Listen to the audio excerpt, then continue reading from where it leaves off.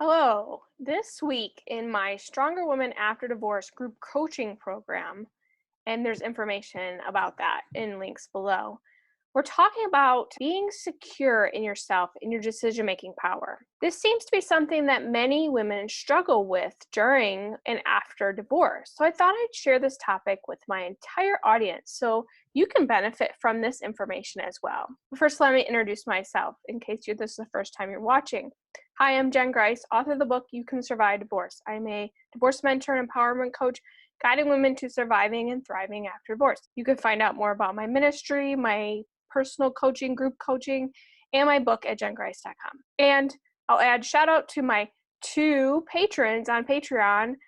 You ladies are awesome for sticking with me and donating every single month. Thank you. So while married, many of us stayed with the status quo. That means we didn't want to rock the boat, so we walked on eggshells. We even changed ourselves to fit what our spouse needed, often which made him happy or didn't anger him. After divorce, many women live in fear of what could happen if they stopped being everything which others, including the now ex-husband and family, want them to be. It's like a paralysis for making decisions and deciding what you want in your own life because we worry about doing it wrong or making someone else unhappy. We find it hard to just do what we want to do because we have no boundaries and we want to please other people. So here's the thing. You get to decide how emotionally healthy you want to be.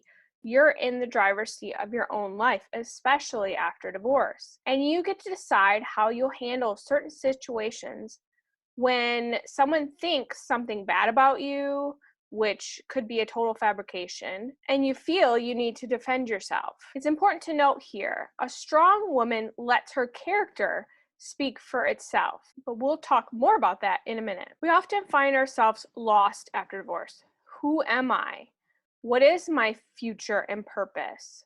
What are the things that I like? I haven't ever thought about those things. Who should I listen to if I have to make a decision? I'm asking for advice. Which way should I go? In this case, it's important to ask yourself, am I living the life I enjoy or just going with the flow for everyone else? You've gained your life back after divorce. You get to make this the best season for yourself, whatever that means to you.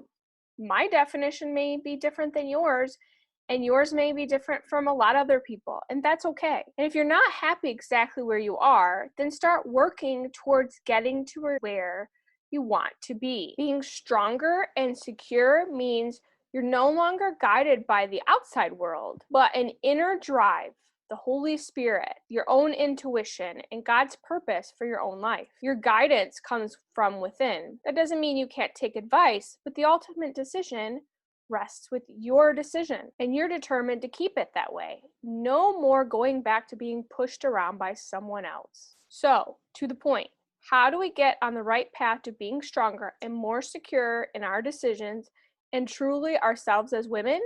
Here are 3 main ways to learn to be more secure. Number 1, make decisions while evaluating the pros and cons of your decisions. This may be something that you handle with a coach, mentor, or your counselor to weigh the pros and the cons, but ultimately, you're the one who gets to make the decision. And when you can't make a decision, in the end, just pick one. Even if it turns out to be the wrong decision, be okay with making mistakes on this healing journey.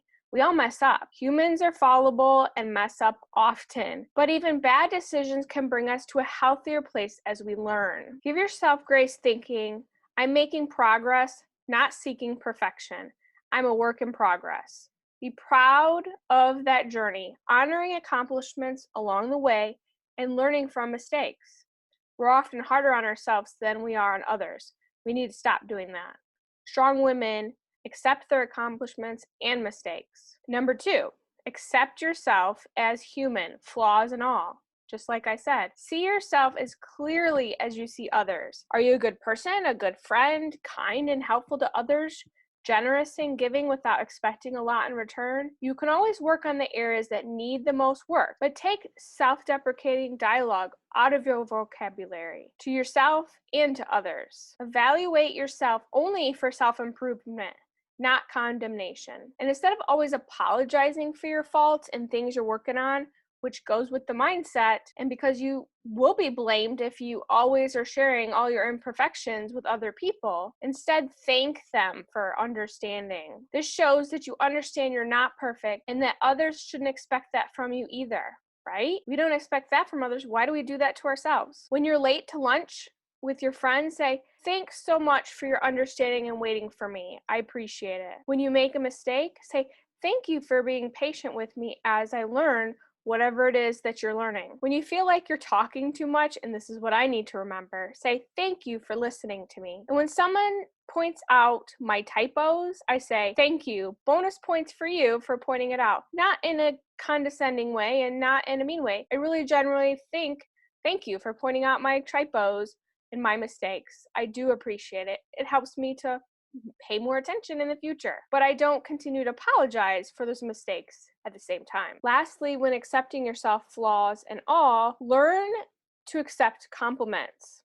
A simple thank you is enough, but definitely don't start telling someone why they're wrong for complimenting you or not believing them. If they think that about you, then accept that that's who you are, unless they're love bombing you, of course. I was just recently told by a coach of mine with no romantic ties, that I was awesome. I was awesome to him because of the work I'm doing and some of the things that I've accomplished. And I simply said thank you because I know I have accomplished some things, even though I have a long way to go. And finally, number 3, look within for all you need. Seek God for your worth, not others. And don't shrink down yourself in order to please others, to gain some kind of worth with them. Other people shouldn't define you. You are who God created you to be, His masterpiece. It says so in His Word. So stop feeling guilty for what you need in this life. It's not selfish. You deserve to be treated well. And remember, even though we need supportive people in our lives, that we can make the best decisions for ourselves now and in the future. So to recap, the 3 main ways to learn to be secure is 1, make decisions and learn from many mistakes. Number 2, accept yourself, flaws and all. Work on yourself being okay right where God has you in this very moment in your healing journey. And number 3, look within for all you need. This may be easier to say than to do. Going through it, I know that's true. But practicing these things when given the chance are all part of becoming stronger after divorce. There is lots of advice out there on how to do whatever it is you want to do. Most people share what worked for them, and we could take all of their advice or find what works best for us. And the great part is you get to decide what that looks like, what works best for you, and then be secure in that decision that you are doing what's best for you and your family. Keep working on your healing, remembering that you can only do what you know to do right now while you're working on being better in the future. No one can expect anything more than that, not even yourself. And I'll add this last little bit of advice. God may be asking you to stand on His word and to be secure in that and trust Him as your defender, or that He's got you when you do make mistakes. Those wrong turns and whoops moments could still be for His glory. Trust Him. So I hope I empowered you in some way today. If you have any questions or would like to share your story, please do so in the comments below. Be sure to subscribe so you don't miss the next video and keep watching. Thank you and God bless.